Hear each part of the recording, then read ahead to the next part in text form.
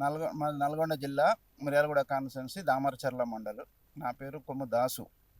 రేవంత్ రెడ్డి గారి పరిపాలన ఎలా ఉంది? రేవంత్ రెడ్డి పరిపాలన గత ప్రభుత్వ బీఆర్ఎస్ ప్రభుత్వ పాలన కంటే 100% బెటర్గా ఉంది. పేదవాడికి సంక్షేమ పథకాలు కానీ, సన్న బియ్యం 3 నెలల బియ్యం మొన్ననే తెచ్చుకున్నాం, కడుపు నిండా తింటున్నారు. కరెంటు ఫ్రీ కరెంట్ వస్తుంది. మేము ప్రతిసారి 500, 600, 1000 రూపాయలు పెట్టుకునే కరెంటు ఈరోజు మాకు ఫ్రీగా వచ్చేస్తుంది. కరెంట్ వచ్చేస్తుంది. మా మహిళలు, మా ఆడవాళ్ళు అందరూ బ్రహ్మాండంగా ఊర్లు, గుళ్ళు, గోపురాలు దర్శనాలు చేసుకొని వస్తున్నారు. చాలా బాగుంది. ఇందిరమ్మ ఇండ్లు అయితే ఇక్కడ మాకు రాజగట్ట అనే ఊరు స్పెషల్ విలేజ్గా పైలట్ ప్రాజెక్టుగా తీసుకొని చేసిండ్రు. 70 ఇండ్లు వచ్చినాయి. ఇప్పటికి 50 ఇండ్లు పూర్తయినాయి. చాలా ఊరు చాలా సంతోషంగా ఉన్నారు. అలాగా వేరే పక్క మండలం అడిజల్లిపల్లి ముదిమాణిక్యంలో అక్కడ 150 ఇండ్లు వచ్చినాయి. 150 ఇండ్లలో 120 పూర్తయినాయి. అంటే చాలా బాగుంది. చాలా మంచిగా ఉంది. మాకైతే ఎటువంటి ఇబ్బందులు గత ప్రభుత్వంలో మేము ఒక నాయకుడి కాడికి పోవాలన్నా, ఒక ప్రభుత్వ అధికారి కాడికి పోవాలన్నా ఏం పనులు అయితే అవుతుండేది కాదు. ఈరోజు ఏమంటారు, స్వేచ్ఛగా పోయి మా పనులు మేము చేసుకునే ప్రయత్నం జరుగుతుంది. చాలా బాగుంది. ధాన్యం కొనుగోలు మా కాడ పూర్తిగా అయిపోయినాయి. మా దగ్గర ఒక గింజ కూడా లేదు. మొత్తం కొనేసారు. ఐకేపీ సెంటర్లో పెట్టిర్రు. తడిసినవి కొన్నారు, మంచివి కొన్నారు, అన్ని కొనేసారు. మాకు బాగానే పడ్డాయి. ఏమంటే తొందరగానే పడ్డాయి. మాకు తెలంగాణ బ్యాంకులు తొందరగా పడిపోయినాయి. 3-4 రోజుల్లో పడినాయి, ఒక వారంలో పడిపోయినాయి, 10 రోజుల్లో మొత్తం క్లోజ్ పడిపోయినాయి, మొత్తానికి పడిపోయినాయి. అవి అది కావాలని చేస్తున్న ఎక్కడో ఒక చోట వాళ్ళకు ఇబ్బంది కలిగి వాళ్ళు అమ్ముకోవటానికి రేటు రాకను, వాళ్ళకి నచ్చకను, వాళ్ళు దాచిపెట్టుకోవాలి. ఏదో సందర్భంలో వాటిని దాచిపెట్టుకుంటే అవి తడిసి వాటి మీద రచ్చ చేస్తున్నారు తప్పితే ప్రత్యేకంగా ప్రభుత్వం కొనక చేయటం అయితే కాదు. అది స్టంటు. అధికార పక్షాన్ని విమర్శించడం ప్రతిపక్షంగా వాళ్ళ బాధ్యత. అంతకు మించి అయితే ఇక్కడ ఇబ్బంది పడేది అయితే ఏం లేదు. అస్సలు ఇక్కడ కవితది జీరో, తీన్మార్మల్ అన్నది జీరో, బీజేపీ జీరో, ఉన్నది కాంగ్రెస్, టీఆర్ఎస్ అంతే. చాలా డ్యామేజ్ వాళ్ళే కదా. ఎటు మారినా వీళ్ళు వాళ్ళే, వేరే వాళ్ళు కాదు కదా. వాళ్ళు పెడితే మాకు మంచిదే. వాళ్ళే 2 భాగాలు అయిపోతారు. మాకు చాలా బెటరు. కవిత పార్టీ పెడితే మాకు మంచిదే. మేము కూడా కావాలనే కోరుకుంటున్నాం. ఆ పార్టీ డెవలప్మెంట్ కావాలని కోరుకుంటాం. మొత్తం ఇందులో నుంచే కదా వాళ్ళకి వెళ్ళిపోయేది. వేరే వాళ్ళు కోరు కదా. ఇందులో వాళ్ళే వెళ్ళిపోతుంటారు. ఇప్పుడున్న పరిస్థితుల్లో ఆయనేమో ఫామ్ హౌస్ నుంచి బయటకు రాడు. ఈయన నోటి తోల. ఆయన బీజేపీ వైపుండు. ఎట్లా ముందుకు వస్తుంది? వాళ్ళ కార్యకర్తలు మాతోటి రోజు మాట్లాడుతూ ఉంటారు. మా పరిస్థితి నెక్స్ట్ కూడా మాకు నమ్మకం లేదనే కాన్సెప్ట్లో ఉన్నారు వాళ్ళైతే. ఎందుకంటే మేము కొంతమంది టీఆర్ఎస్ అది పార్టీ వాళ్ళు కనపడుతూ ఉంటారు కదా గ్రౌండ్ లెవెల్లో. ఆయన రాడండి. ఆయన ఎందుకు వస్తాడు చెప్పు? ఆయనకు వచ్చే అవసరం ఏంది? మళ్ళీ అధికారం ఇస్తే వస్తాడు, లేకపోతే ఆయన రాడు. అధికారం లేకపోతే వాళ్లకు బయటకు వెళ్ళే పరిస్థితి లేదు. జనంతో అవసరం లేదు. జనానికి ఏ బాధ వచ్చినా వాళ్ళు చూసేవాళ్ళు కాదు. ఏమైనా అధికారం ఉంటే మాత్రమే మేము ఉన్నామని వస్తారు బయటకు. నమ్మరు. కానీ ఏం చేస్తాం, కొంతమంది ఉంటారు కదా వాళ్ళకు అనుకూలంగా ఉన్న వాళ్ళు తప్పితే మామూలు వాళ్ళు అయితే సామాన్య ప్రజలు, సామాన్యుడికి జరిగింది ఏమి లేదు. దొరపాలన నుంచి విముక్తి కలిగినము. ఆనాడు నైజాం నవాబు నుంచి ఎంత విముక్తి కలిగిందో ఈరోజు అంత ఫ్రీగా ఉన్నారు. ఎవరి పని వాళ్ళు చేసుకుంటున్నారు. కాలం కలిసి వస్తుంది. మంచి వర్షాలు పడ్డాయి, మంచి పంటలు పడ్డాయి. వాటన్నిటిని ప్రభుత్వం కొంటుంది. చాలా బాగుంది. ఇబ్బంది అయితే లేదు.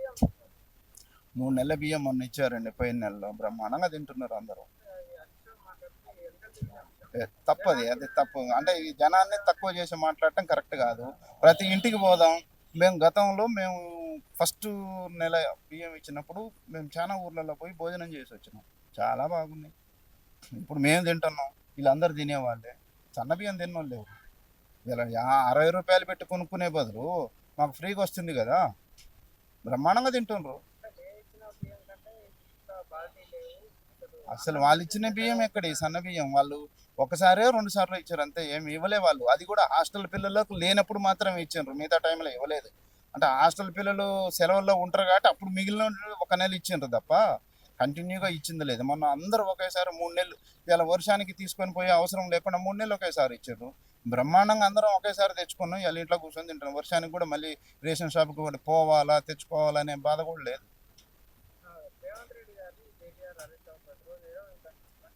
ప్రతిపక్షంలో ఉన్నారు, బాగా ఆయాసంగా ఉన్నారు. కోపంగా ఉన్నారు. వాళ్ళకి చాలా బాధ ఉంది. అధికారం పోయింది అని. అధికారం లేకపోతే బతకలేరు. అధికారం లేకపోతే ఈయన అమెరికా పోతాడు. ఆయన ఊర్లో పట్టుకొని తిరుగు ఆయన బీజేపీలోకి పోవాలనే కాన్సెప్ట్తో తిరుగుతున్నాడు. ఈ తండ్రి కొడుకు బిడ్డ వీళ్ళ మధ్యలో కొట్లాటే సరిపోతుంది. ఈ పరిస్థితి బాగలేదు. ఈ గవర్నమెంట్ ఉంటుందో పోతుందో కూడా తెలియదు. నేను బీజేపీకి తట్టబుట్ట సర్దుకొని పోదామనే కాన్సెప్ట్లో హరీష్ రావు గారు ఎదురు చూస్తుండే. Wait and see. వీళ్ళు ఏమనంటే వెళ్ళిపోదామని చూస్తుండే ఆయన.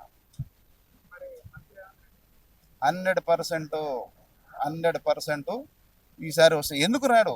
ఇందరమ్మ ఇల్లు ఇవ్వట్లేదని రాడా? ఫ్రీ కరెంట్ ఇవ్వట్లేదని రాడా? మహిళలు బ్రహ్మ గారు ఒక సభలో మాట్లాడుతూ రేవంత్ రెడ్డి వచ్చి 2.5 ఏళ్ళు అవుతుంది, ఇంతవరకు కేంద్రం ఇది కట్టలే, రాష్ట్రం రమ్మను, మా ఊరు రమ్మను, నేనే చూపిస్తా. పక్క ఊరు ఇక్కడ కొత్త ఊరు ఉంది, చూపిస్తా. వాడపల్లిలో ఒక 10 కడుతున్నారు, ఇరుగూడెంలో ఒక 10 కడుతున్నారు, ఈరపగూడెంలో 10, వీర్లపాలెంలో ఒక 20 కడుతున్నారు.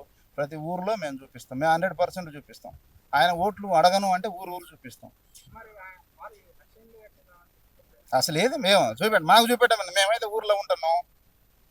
మాకు ఆ తిప్పర్తి కాడ రోడ్డు మీద వరకు ఒక ఇండ్లు కనపడుతున్నాయి, ఒక 10 ఇండ్లు. అవి ఇంతవరకు అది తెలియదు గతి లేదు తప్ప మా జిల్లాలో అయితే మాకు ఏడ కనిపించట్లేదు. జిల్లాలోనే నేను చెప్పేది, ఒక ఊర్లో కాదు, జిల్లాలో. ఏం వాళ్ళకే తెలియాలి. అసలు ఉన్నాయా 1,00,000 ఇండ్లు? నిజంగా ఇచ్చిర్రా? అసలు ఇచ్చిర్రా? మేమైతే నమ్మట్లే ఇచ్చిర్రని. లేదని ఆడలేదు. మా దామరచర్ల మండలంలో ఒక్క ఇల్లు టీఆర్ఎస్ ప్రభుత్వం ఒక్కటి కట్టిందన్న. ఒక్కటి మండలం మొత్తం 35 గ్రామ పంచాయతీలు ఉంటాయి. ఉమ్మడి దేవులపల్లిలో కూడా ఒక్క ఇల్లు పునాది వేసిండ్రని చెప్పిన చూపించమనండి. అసలు ఒక్కటే, ఎక్కువద్దు. 1 ఎక్కడా చేయలేదు. వాళ్ళు చేయలేదు. అసలు ఇండ్లు అనేది కాన్సెప్టే లేదు వాళ్ళకి. ఇందిరమ్మ ఇలా ఒక ఊరు కట్టినరండి. ముదిమణికి అనే ఊర్లో 149 ఇండ్లు, అంటే 150 ఇండ్లు ఇలా ఒక ఊరు లాగా తయారైంది. దాంట్లో ఎస్సీలు ఉన్నారు, బీసీలు ఉన్నారు, మొత్తం వాళ్ళ. ఈడ కొత్త ఊరు రాజగట్టు అని ఉంటుంది పక్కనే, రాజగట్టు గ్రామ పంచాయతీ. దాంట్లో 69 ఇండ్లు ఇచ్చిండ్రు. ఇలా మొత్తం ఒక 50 ఇండ్లు స్లాబ్లు అయిపోయినాయి.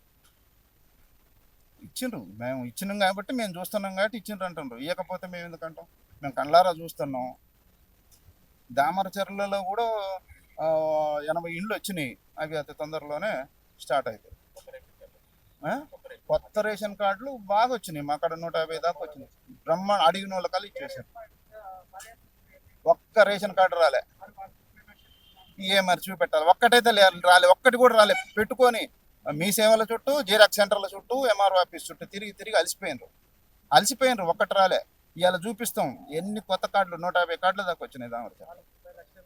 అసలు ఉట్టిదండి, ఉట్టి మాటలు, ఎన్ని అబద్ధపు మాటలు.